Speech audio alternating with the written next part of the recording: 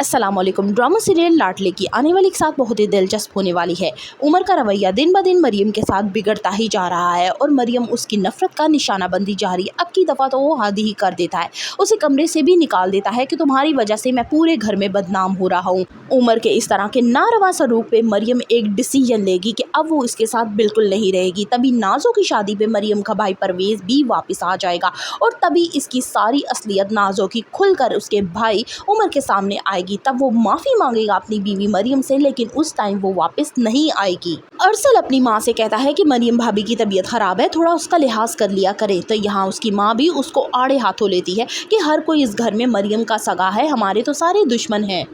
सबाहत की बात की जाए तो वो अपनी बहुओं के हक़ में इतनी बुरी नहीं है, लेकिन जब नाजो की बातों में आती है तो उसका निशाना भी अपनी बहुएं बन जाती हैं। रूहान के घर वाले अपनी पूरी कोशिश कर रहे हैं कि शादी में किसी किस्म की कोई कमी ना की जाए और नाजो की हर ख्वाहिश पूरी की जाए। दूसरी तरफ नाजो है कि आसमान पे उड़ती जा रही है, वो चाहती है कि अब्रिश की कोई ख्वाहिश ना पूरी की जाए, उसको भी जूते की नोक पे रखना चाहती है। अब अपनी माँ को सख्ती से मना करती है कि गोल्ड का ब्रेसलेट किसी सूरत आपने अब्रिश को नहीं देना, उसको अभी से अपनी औकात में रखे और मुट्ठी में रखे, वरना वो निकल जाएगी सुंदस भाभी की तरह।